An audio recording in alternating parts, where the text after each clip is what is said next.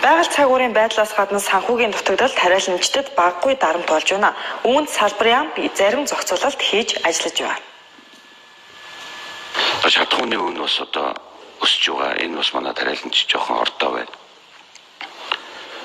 Би тариаланчтай 50% урьдчилгааг нөгөөд шатхууныг өгсөн.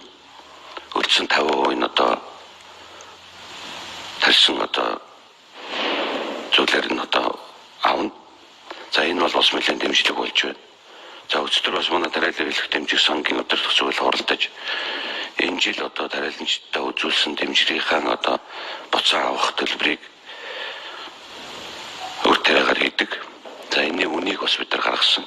За энэ жил бол валютын ханшил өссөн. Шатхууны үн өссөн. Энэ хүндрэлтэй байгаа учраас бид нар